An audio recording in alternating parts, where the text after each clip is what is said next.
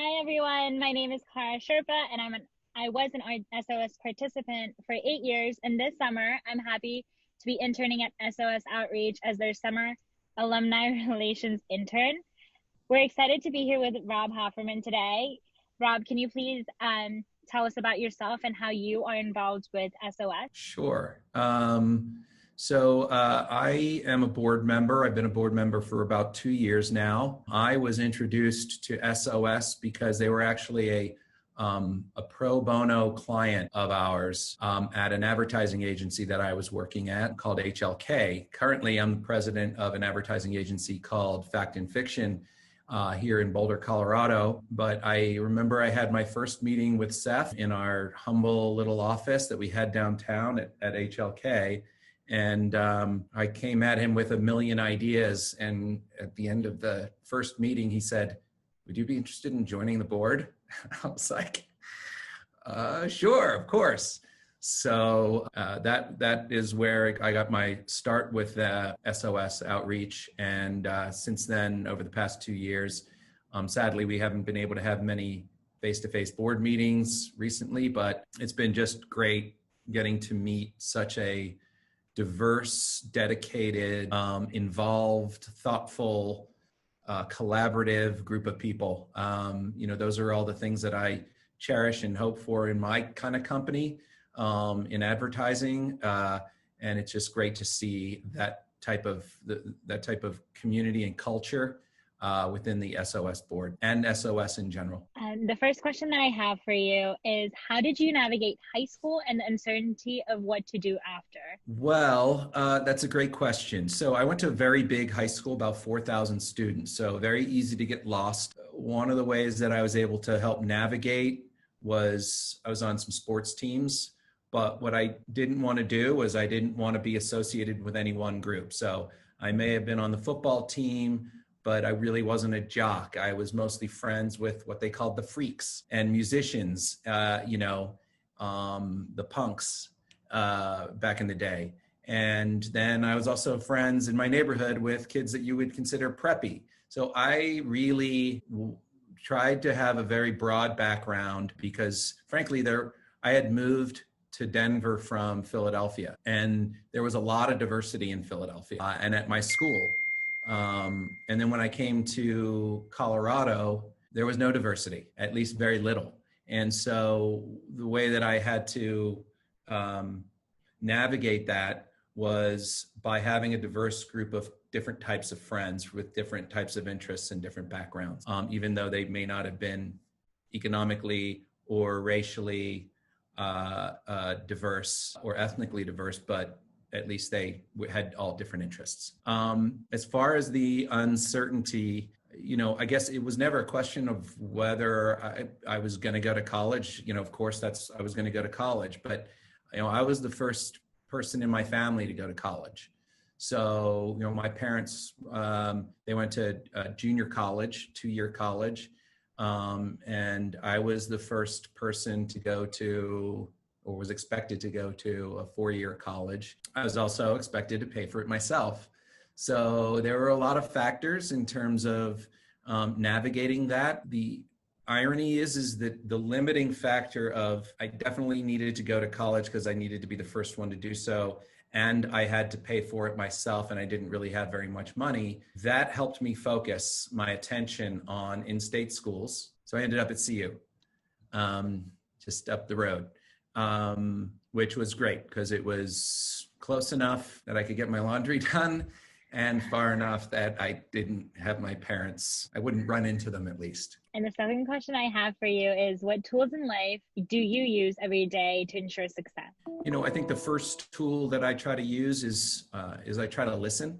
And that will probably work its way into another question that you have. And then another tool is empathy. I think we get very wrapped up in what we want to say and why we want to say it. And sometimes we don't pay enough attention to why we're saying it and who we're saying it to.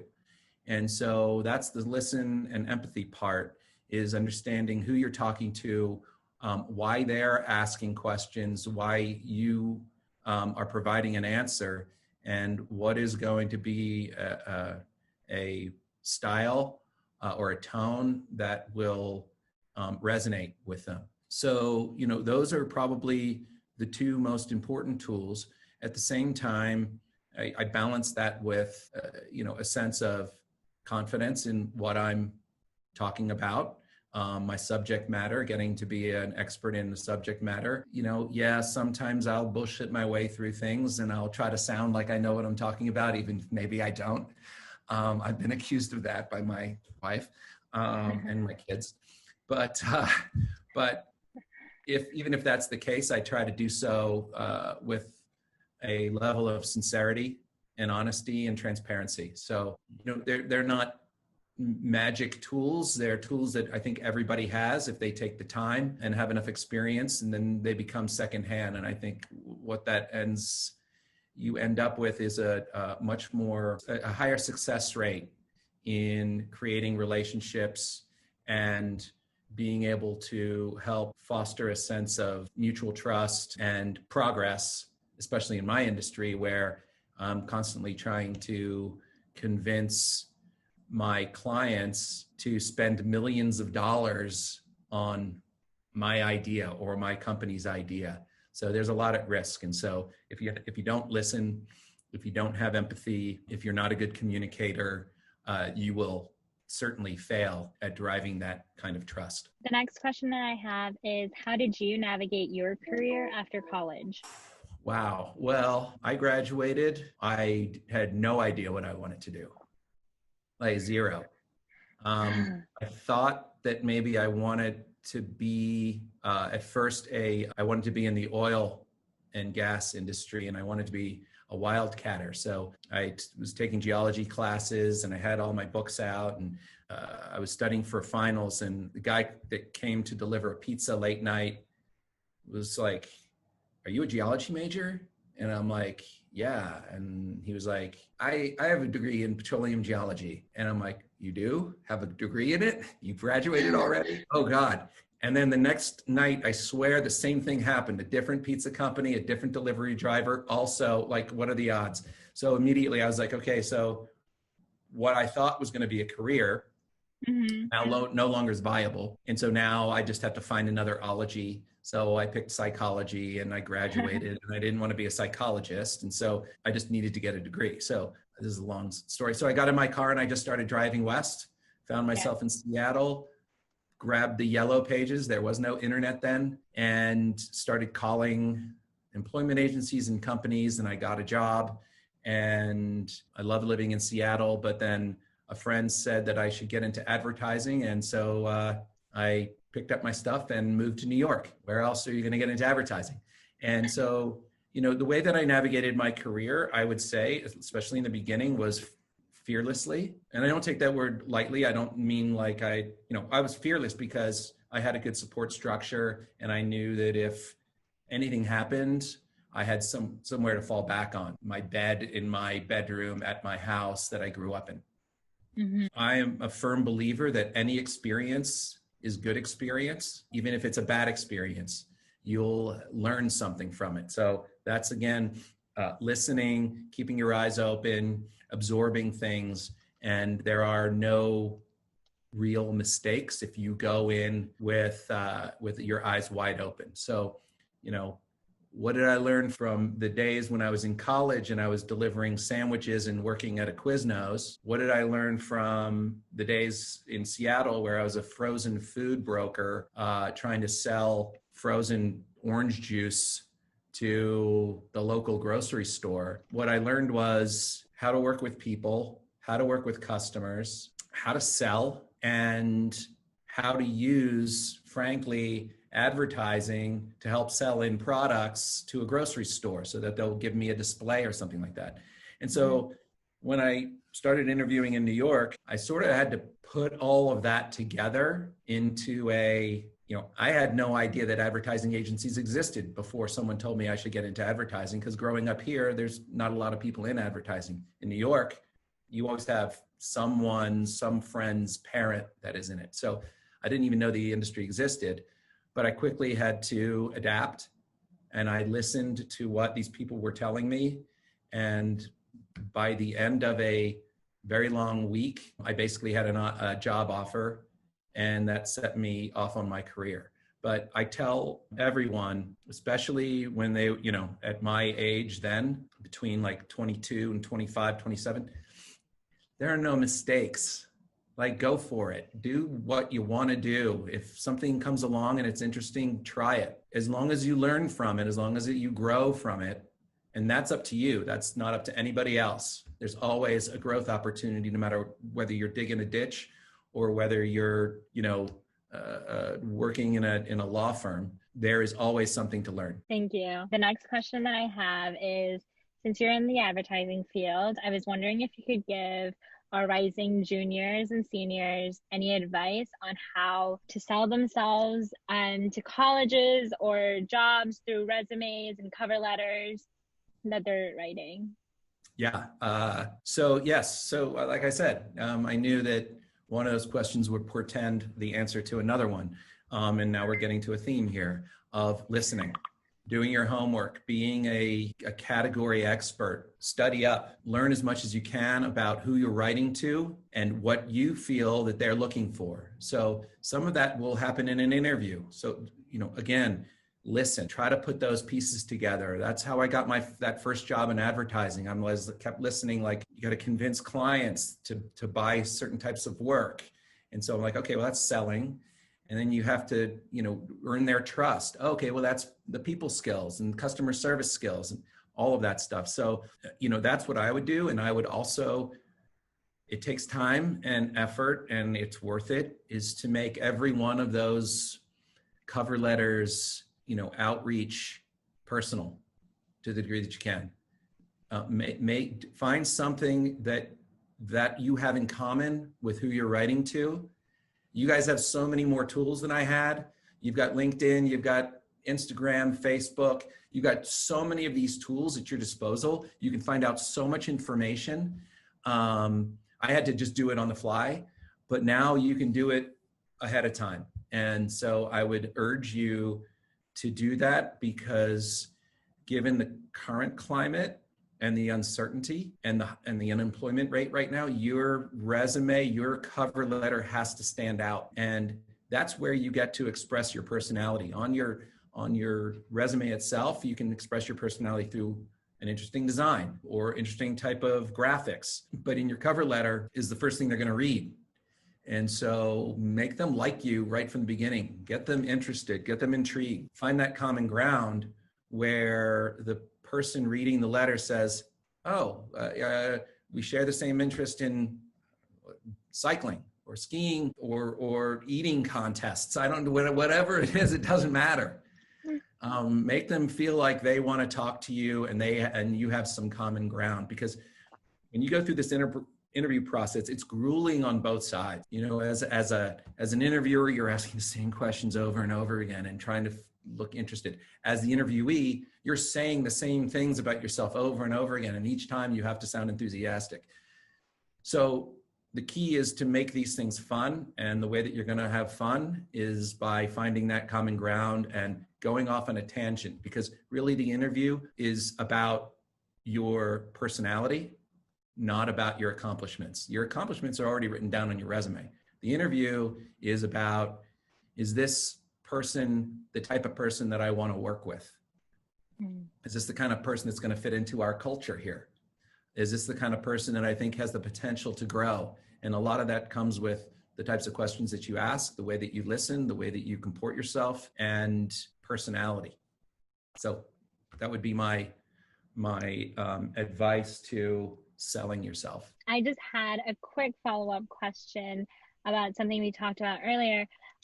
Especially with our SOS participants, they are the first generation kids in the family who are going off to college, and they do have the responsibility of having to pay for college themselves. I was wondering if you could give us any advice on that, being a first generation student who had to go to college and having that responsibility of having to finance your way through. Oh boy. It's so much has changed in the past 6 months, but also in the past 30 some odd years since I graduated. To me, I just wanted a degree. I wanted a diploma. I didn't care where I got it. Boulder was close. Boulder was familiar. Boulder was cheap back then. But now times have changed. Colleges are expensive. I don't know how much more one college means than another. Usually the college that you graduated from, your GPA and all of those things only really matter in your first one or two jobs that you get. And then your resume sort of takes over, your work resume, your experience that you built sort of takes over. But at the same time, you've got so many more options now. There are so many accredited online schools. That wasn't even a thing. That wasn't even, there weren't any real online schools. There wasn't any virtual campuses. There weren't, really any national colleges, like Webster, Phoenix, or something like that. So, I would say I would, look at this. Now we have to look at it a little bit more through the academic lens than just the experience lens, because I don't know when we're going back to college. I don't know when an on-campus experience is going to be viable when you have University of North Carolina shutting down after 1 week. I just saw University of Alabama, Birmingham, UAB, has already almost 1,000 cases. And they just opened, and they already have almost 1,000 cases. In terms of navigating that college experience and how to pay for it, clearly student loans, and apply for every single type of scholarship that you possibly can. Look for every opportunity to get a grant. Really do your homework and make sure that you're getting value. So it's not just the bars on campus at CU and it's, are cool and it's pretty and I'm going to have a lot of fun. I'm going to hang out a lot. When it's your money, when it's your parents' money, who cares? Party your ass off. Have fun. It's not your money that you're wasting. But if it is your money, don't waste it. Think about it as an investment and then take it seriously. And the very last question that I have for you today is, as the president of a marketing and advertising firm, what personal approaches have you applied as you lead the conversation about tackling diversity, equity, and inclusion in your industry? That's a really great question, and obviously very topical right now, but also geographically a huge challenge. It's a challenge in the industry, but it's also a particular challenge in the advertising industry here in Colorado, where we have 4% Black population, where, in Boulder, it's even lower than that, where there are quite a few Hispanic agencies in the country, but they gobble up all the good Hispanic talent. There are some, Black focused agencies. They gobble up all the good talent. And so the way that I have been tackling this, and we actually just did it recently, and I was inspired and helped lead the idea based on the very first conversation I had with Seth. Funny that sometimes I get stuck on an idea and I'm like, this is it. This is the silver bullet. This is the way that we do this. And sometimes I give it up and sometimes I hang on to it. I've hung on to this one. The way that we're going to change, I believe, this industry, and then I'll also talk about how it affects SOS, is going to be it's going to have to be from the inside out. It can't be, and it has to be from bringing people up from the ground up.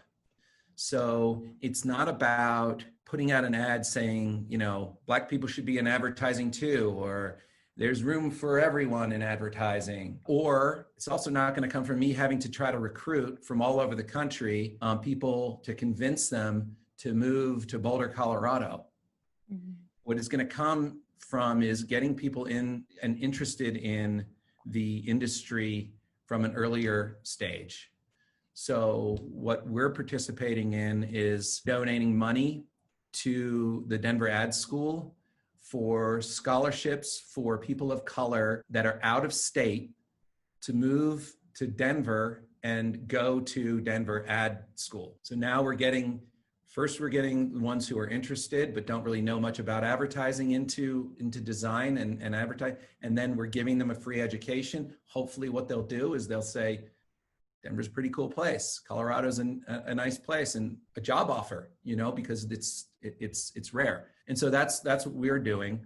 So in a similar vein, as I, had that first conversation with Seth 2 years ago, the outdoor industry is not going to change from the outside in. I applaud companies like North Face and Patagonia and VF Corp in general for putting out ad campaigns, writing white papers on it, having, promotions around getting people of color into the outdoors. But the only way that the industry is going to change is from the inside out. It's when people of color are working at VF Corp, they're working at Patagonia, they're in management positions, they're in leadership positions. That's how it's going to change. That's what's going to get people of color on the ski slopes. That's what's going to get people of color, on boats, fishing and mountain biking, et cetera.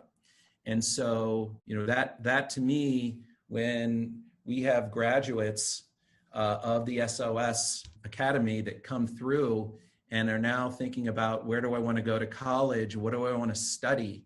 I'm hoping that they think of the outdoor industry. And what I'd love is for those outdoor companies that support us to really be able to have a dialogue with our participants and talk to them and offer internships and offer, coming right out of college, entry-level jobs, internships through the summer, internships as you're going to college, so they can learn this industry and how great it is from the inside, so they can actually affect change and be part of driving that change instead of just being a participant, just being an inactive spectator, if you will, like the subject of an ad versus actually coming up with the idea to get people of color into our industry. That's my thoughts. And so that's the same type of thinking that I'm using here at Fact and Fiction. I'm in it for the long term.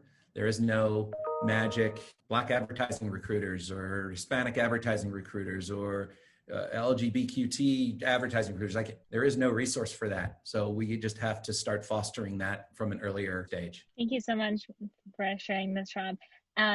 One of the initiatives of the Alumni Network that we're campaigning for right now is to go ahead and advertise the outdoor industry as one of the avenues for our participants or our alumni to actually go into by providing internships and also jobs in the outdoor industry through this alumni network, so that SOS as a whole is going ahead and actually connecting alumni participants to the outdoor industry that we're so connected with. That's awesome. That's great to hear, because I work with a lot of folks in the outdoor industry, and their number one concern is getting different people into the outdoor, not just white, upper class people of means. How do we open up the outdoors? And this is the industry wide. This isn't just ski resorts. How do we get more people involved? And so they have a huge stake in this. And so personally, I'd like to use it as well as to help our alumni get into that industry.